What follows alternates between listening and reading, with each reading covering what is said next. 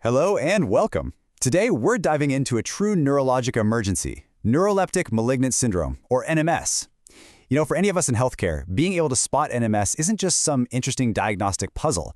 It's an absolutely critical life-saving skill. So let's open up the clinician's playbook for this really dangerous condition. We're going to tackle this systematically in 6 main parts.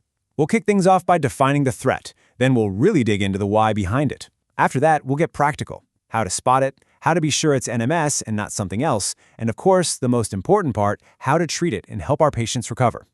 All right, first up, let's get a handle on the scope and severity of NMS.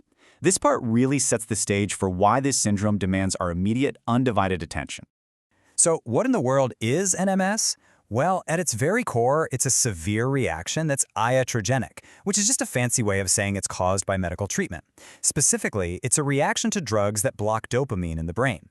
This blockade kicks off this really dangerous cascade of symptoms: a super high temperature, crazy muscle stiffness, a change in mental status, and an autonomic nervous system that is just completely haywire. And to get a sense of just how serious this is, just look at this number. Not too long ago, the mortality rate was sitting at around 10%. Think about that. That's 1 in every 10 patients. Now, thankfully, with better recognition and care, that number has improved. But wow, it's a powerful reminder that we're dealing with a condition where literally every single minute counts. Okay, let's get into the why of it all with Section 2, the dopamine blockade theory. I really believe that if you can grasp the why behind NMS, it makes it so much easier to remember how to spot it and, maybe more importantly, how to treat it. It really all boils down to this one central issue. The medications that can trigger NMS basically put a death grip on the brain's dopamine D2 receptors. Everything stems from that excessive blockade. A great way to think about this is to imagine dopamine as the brain's internal coolant and lubricant. So what happens when you block it? The whole system overheats and just seizes up. First, this happens in the hypothalamus, the body's thermostat. Block dopamine there, and you get that raging fever. Second, it happens in the nigrostriatal pathway, which is all about movement. Block that, and boom, you get that intense lead pipe muscle rigidity. And third, when you affect the mesolimbic and cortical pathways, well, that's what causes the altered mental status we see. And it is so important to know which medications are the usual suspects. Of course, classic drugs like haloperidol are famous for this, but it's not just about antipsychotics anymore. Newer ones can do it, and even really common anti-nausea meds like metoclopramide can be the trigger. And here's the other side of the coin. Suddenly stopping a drug that boosts dopamine, like the ones for Parkinson's, can cause an almost identical and equally dangerous reaction. NMS often shows up because of a perfect storm of conditions. On the medicine side of things, using high-potency drugs, jacking up the dose too quickly, or giving it as a shot all increase the risk. And then there are patient factors, things like being dehydrated, physically exhausted, or being male. And of course, mixing antipsychotics with other meds like lithium can definitely tip the scales in the wrong direction. Okay, that brings us right to Section 3, recognizing the classic tetrad. Seriously, if you only commit one thing about NMS to memory, make it this. This is the key. Being able to spot NMS in a chaotic clinical setting really comes down to recognizing these 4 hallmark features. Think of this tetrad as your diagnostic anchor. It's what you hold on to. Okay, here they are. First, altered mental status. This is often the very first sign you'll see. The patient might just seem a little agitated or confused. Second is that muscle rigidity. And we're not talking about simple stiffness. This is a profound lead pipe rigidity. Third, hyperthermia, a high fever that you just can't find an infectious cause for. And fourth, autonomic dysfunction. This is when the body's automatic systems just go haywire, a racing heart, blood pressure swinging all over the place, and profuse sweating. So that leads us perfectly into Section 4, diagnosis and key differentials. Once you start to suspect NMS, the very next step is to confirm it. And that means you have to become a bit of a detective and rule out all the other conditions that can look just like it. And this is the absolute crucial point right here. There is no single blood test, no magic scan that will light up and say, yep, this is NMS. It is what we call a clinical diagnosis of exclusion. You have to put the pieces together, the history, the physical exam, the lab work, all while actively proving it's not something else. Now, while no single lab test can diagnose it, some findings are incredibly suggestive.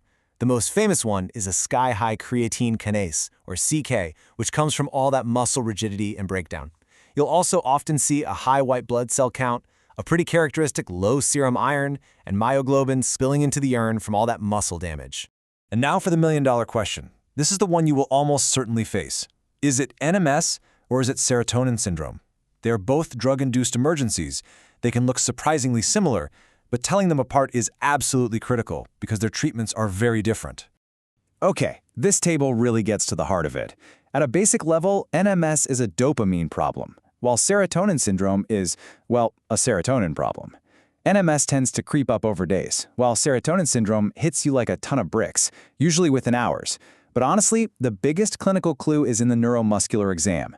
NMS gives you that stiff, unmoving, lead pipe rigidity. Serotonin syndrome, on the other hand, is all about twitching, jerking movements, what we call myoclonus, and really overactive reflexes.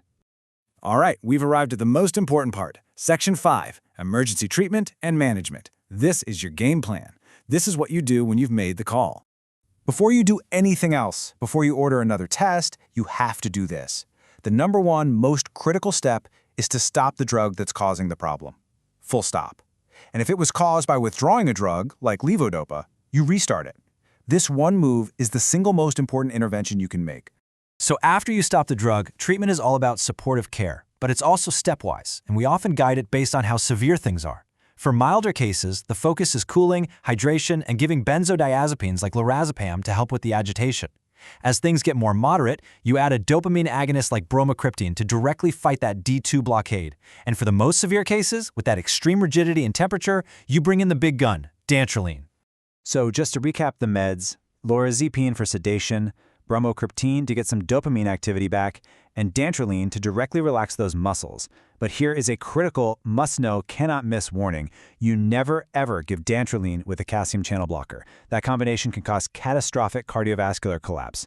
And remember, for the absolute most severe, unresponsive cases, ECT can actually be a life-saving option.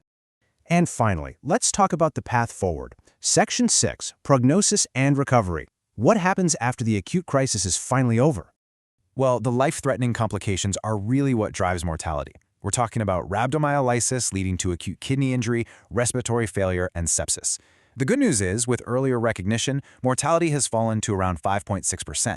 Most patients will recover within about 2 weeks, but the question everyone asks is, can we restart their psych meds? And the answer is yes, but you have to wait at least 2 weeks and you have to do it with extreme caution, because the risk of it happening all over again is significant.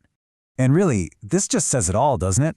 NMS is such a powerful reminder that the very same medications we use to heal the mind can, in these rare cases, cause the body to fail in a catastrophic way.